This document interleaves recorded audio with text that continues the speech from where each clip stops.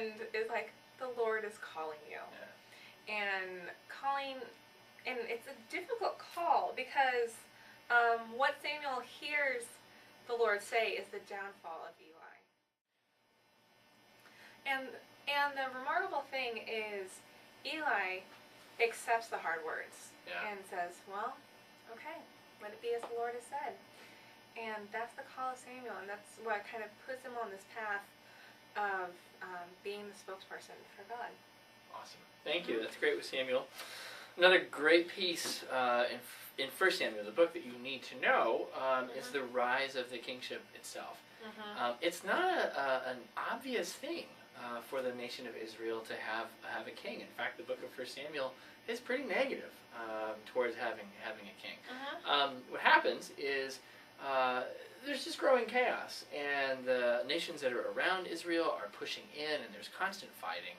And everyone's realizing, and I think this happens in nations, it happens in churches, but people, when they're being beset with problems, they want strong power. They want central authority. They want one person to be in charge. So they go to Samuel, and they say, we want to be like the other nations. That's the quote of what they ask for. We want a king. Set a king over us. And Samuel and God have a little internal sad moment, and Samuel says back to the people, why on earth would you want a king? A king is going to be someone who takes your sons and your daughter and enslaves them. He's going to consume all of your material wealth. He's going to enslave you to build big building projects and make you work in his armies. A king is going to be as negative and bitter as it is positive and strong. Do the people listen to Samuel? No! They shut up, old man. We want a king. We want to be like the other nations. Do I hear a strong word to the church and to all people, in the sense of when you want something, especially when you want it strongly, check your motives. Why is it that you want this? Especially if it's to be like the other nations. Never a good idea. Never good. And I often, like with churches, we have, we might want to be like other churches. We might want to be like the church that we were in the past. There are so many reasons why we may want to do something, and it may not be what God is calling us to do in this day or the day after that. It may be, I always get really anxious when people are like, well, let's be more like that mega church. Or let's be more like this idealized version of what church was when I was 10. Yes. Yeah. Because I think God is always calling us into new and different and challenging places. So to be called to be like something else that's already there, I don't... Suspect. It's suspect. Yeah. Yeah. But that said, God does give them a king, and the king sort of works out, although everything Samuel says comes true. The kings do mistreat the people in terrible ways a lot. And the prophets end up having to stand in between the king and the people a lot. Yeah. So you've got the last... I've got the last story. David's it's a big... I think my last story... What is... You've got like David's anointing and Battle of Goliath. Oh, okay. Yeah.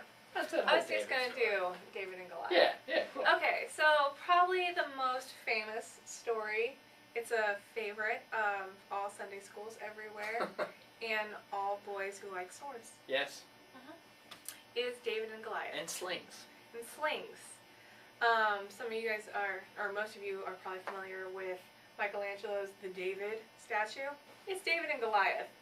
I like how a lot of times they just don't show the head. David's holding it. Is he holding it or is he stepping on it? Is that a bowling bag? Oh yeah, it's over his shoulder or something. Is that a purse?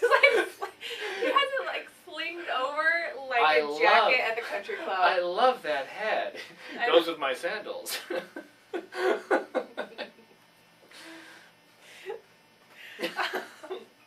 Nicole's hoping I'll edit that, but he won't.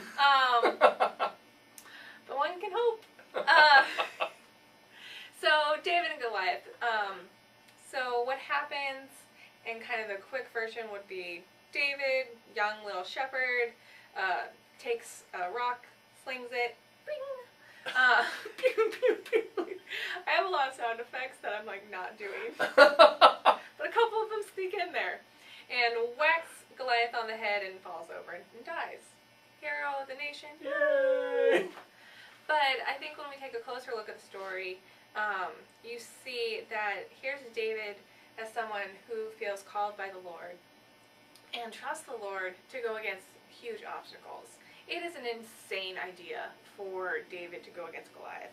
David is a kid. What is he, like 12 or 13, we think, at this time? He spends his days with sheep. Although... I love this story because it's like Luke Skywalker. It is. Back to Star Wars, but it's like shooting womp rats in Beggar's Canyon. Well, that's what, because Luke was like, I can take on this big starfighters because, like, in my home desert planet of Tatooine that nobody lives on, I'm like a big deal. Because David's all like, look, I killed the bears in the lion. It does say that David grabs the jaws of bears to kill them, which I don't think is a good survival plan. No. Get a tree or play dead if you're attacked by bears. Survivor Man would not be for grabbing jaws. Bear spray, better. Better. They didn't have bear spray though. So the jaw will have to do. So he goes in and Saul gives him all of his armor to put on, which I think is kind of an interesting foreshadowing of the fact that... That's nice. Yeah, that David's going to take the kingship, but the way that Saul does kingship doesn't fit David. That's like a retreat sermon. series. Oh, yeah. Yeah. We'll do that someday. A session retreat. Oh, does this leadership model fit you? Anyway. Yeah, and so he puts on the armor. Copyright Nicole Ryby. That's right, and I didn't hear that anyplace else in any other sermons.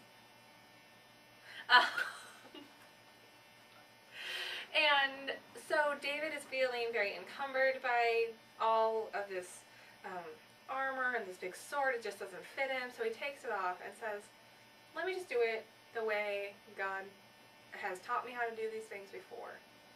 And I think it's a really nice affirmation of using the gifts that God gives you and not you trying to be like the others. Which goes back to the It goes story. back. Hey, look at that. We're weaving it all in. It's amazing how cohesive the Bible actually is. Especially when we're doing it. I know. When we get to pick the themes that we talk about.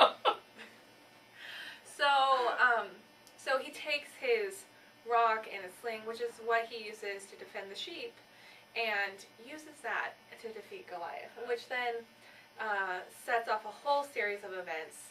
I think a lot of times people think that, he defeats Goliath and then becomes king. I think that's kind of what we think happens, because we know he's King David. We know he defeats Goliath, but we don't really read the rest of 1 Samuel. Which they should. Because it's an incredible story where he becomes like a national hero. Saul gets jealous, goes insane, and then David is on the lam for a decade. Yeah. He once played with lambs. Now he's on the lamb. Man, Nicole is on today. David is my favorite character in the Bible, hands down. And I know everyone's supposed to say that Jesus is their favorite. But Jesus is in the Davidic line. Yes, he is. Gotta connect it. Yeah. I'm glad there's Jesus. More. We'll edit that out. Jesus is the most important, clearly. But David is, I think, the most relatable and fun to read, because he has highs and lows. He has periods of faithfulness and periods of drifting. I think he's probably the most human. David is Bono's favorite Bible character. I knew we had something in common. Yes.